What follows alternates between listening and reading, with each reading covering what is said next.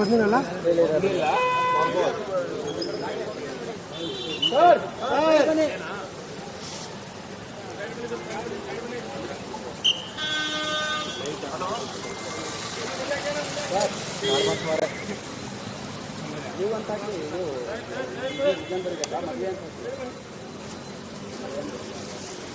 ಯಾಕಾರೋ ಅದೆಲ್ಲ ಹಾಸ್ಪಿಟ್ಲ್ ಏನೇ ಮಾಡಕ್ಕೆ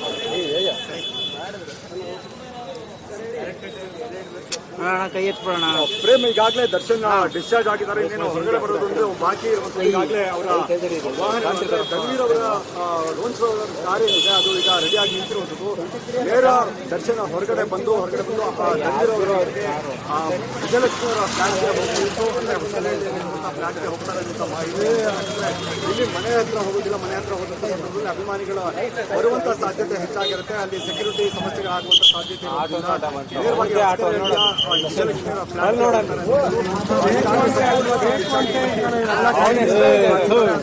ಆಸ್ಪತ್ರೆ ಹೊರಗಡೆ ಬರಬೇಕಾಗಿದೆ. ಹೊರಗಡೆ ಬಂದು ಅವರು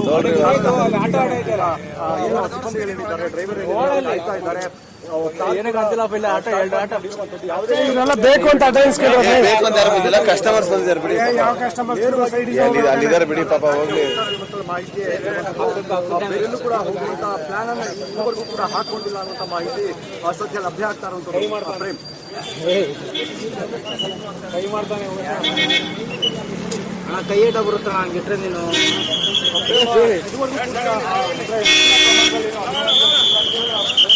ಅಭಿಮಾನಿಗಳಷ್ಟೇ ಇಲ್ಲಿ ಕಾಣಿಸ್ತಾ ಇದ್ದಾರೆ. ಜೊತೆಗೆ ಇಲ್ಲ, ಯಾಕಂದ್ರೆ ಇವರು ರೆಗ್ಯುಲರ್ ಬೇಲನ್ನು ಪಡೆದುಕೊಂಡಿರುವಂತಹ ಕಾರಣದಿಂದಾಗಿ ಅದೇ ರೀತಿಯಾಗಿ ಆಸ್ಪತ್ರೆಯ ಸಿಬ್ಬಂದಿಗಳಿದ್ದಾರೆ, ಸೆಕ್ಯೂರಿಟಿ ಸಿಬ್ಬಂದಿಗಳು ಅವರು ಮಾತ್ರ ಇಲ್ಲಿ ಭದ್ರತೆಯನ್ನು ಕೊಡುವಂತ ಕೆಲಸವನ್ನು ಮಾಡ್ತಾ ಇದ್ದಾರೆ. ಜೊತೆಗೆ ಈಗ ದರ್ಶನ್ ಅವರ ಸಹೋದರ ದಿನಕರ್ ಹಾಗೆ ಅವರ ಪತ್ನಿ ಕೂಡ ಆಸ್ಪತ್ರೆಯ ಆವರಣಕ್ಕೆ ಬಂದಿದ್ದಾರೆ.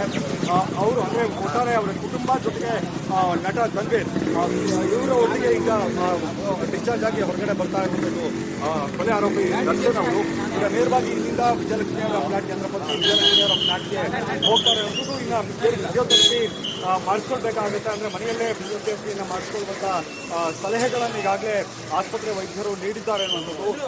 ಆದ್ರೆ ಇಲ್ಲಿಯವರೆಗೂ ಯಾವ ರೀತಿಯಾದಂಥ ಟ್ರೀಟ್ಮೆಂಟ್ ಅನ್ನ ಪಡೆದುಕೊಂಡಿದ್ದಾರೆ ಅನ್ನುವಂಥದ್ದು ಇನ್ನೂ ಅಸ್ಪಷ್ಟ ಆಗಿರುತ್ತದೆ. ಯಾಕಂದ್ರೆ ಹೋಗ್ಲಿ ತೋರಿಸ್ತಾ ಇದೆ ಅಂತ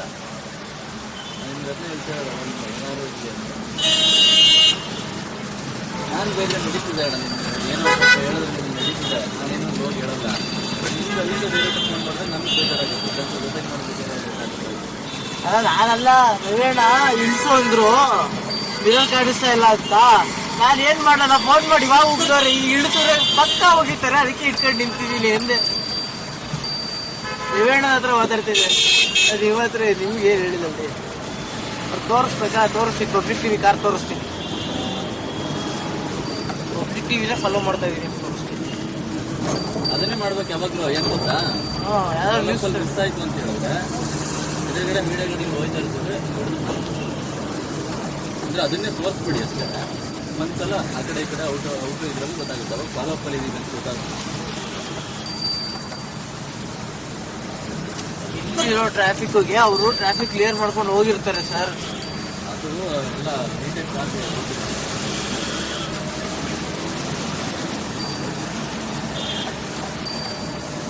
ಒಂದೇ ಸತಿ ಪಿಕಪ್ ಹೆಂಗ್ ತಗೊಳ್ದು ಗೊತ್ತಾರೆ ಇದ್ರು ಅವರು.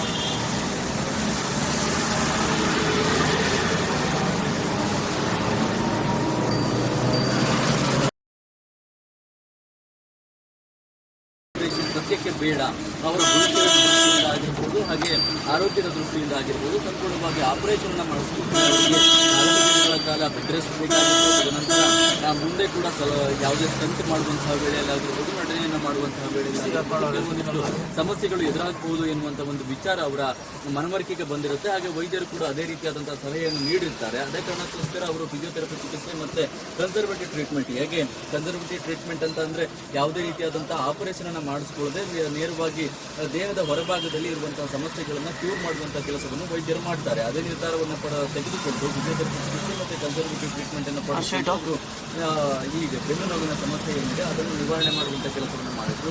ಏನು ನಿವಾರಣೆನ ಮಾಡ್ತಾ ಇದ್ರು ಕೂಡ ಸ್ವಲ್ಪ ಮಟ್ಟಿಗೆ ತಮ್ಮ ನೋವುಗಳು ಇರುವಂತಹ ಕಾರಣಕ್ಕೋಸ್ಕರ ಅವರಿಗೆ ನೇರವಾಗಿ ಬೆನ್ನಿನ ಸಮಸ್ಯೆ ಇರುವುದರಿಂದ ನೇರವಾಗಿ ಅದು ಅವರ ಕಾಲಿನ ಮೇಲೆ ಪರಿಣಾಮವನ್ನು ಬೀರುತ್ತೆ. ಅದೇ ಕಾರಣಕ್ಕೋಸ್ಕರ ಅವರು ಓಡಾಡಬೇಕಾದ್ರೆ ಸಮಸ್ಯೆಗಳು ಎದುರಾಗ್ತಾ ಇರುವಂಥ ಸಮಸ್ಯೆಗಳನ್ನು ನಾವು ಗಮನಿಸಬೇಕು. ಈಗ ಸದ್ಯಕ್ಕೆ ಆಸ್ಪತ್ರೆಯಿಂದ ರಿಲೀಸ್ ಆಗಿದೆ. ಒಂದು ವೇಳೆ ಮುಂದೆ ಇದು ನಿವಾರಣೆ ಆಗೋದಿಲ್ಲ, ಒಂದು ವೇಳೆ ಆಪರೇಷನ್ ಅವಶ್ಯಕತೆ ಇದ್ದೇ ಇದೆ ಎನ್ನುವಂಥ ವಿಚಾರವನ್ನು ಏನಾದರೂ ಕುಟುಂಬಸ್ಥರಿಗೆ ವೈದ್ಯರು ಮನವರಿಕೆಯನ್ನು ಮಾಡಿಕೊಟ್ರೆ ಅವರಿಗೆ ನಡೆಸಬೇಕಾದಂಥ ಅವಶ್ಯಕತೆ ಇದೆ, ನೀವು ಈ ರೀತಿಯಾಗಿ ಚಿಕಿತ್ಸೆಯ ಮೂಲಕವೇ ಅವರನ್ನು ಗುಣಮುಖ ಮಾಡ್ತೀವಿ ಅನ್ನುವಂಥ ಒಂದು ನಿರ್ಧಾರವನ್ನು ತೆಗೆದುಕೊಂಡ್ರೆ ಅದು ಅವರ ಮುಂದಕ್ಕೆ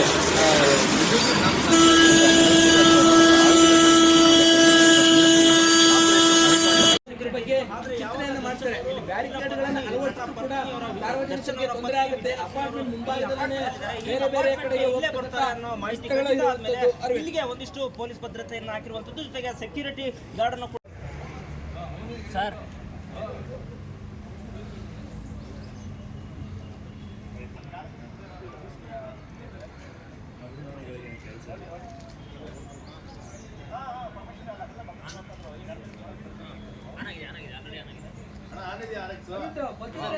ಅಂತಂದ್ರೆ ಅಪಾರ್ಟ್ಮೆಂಟ್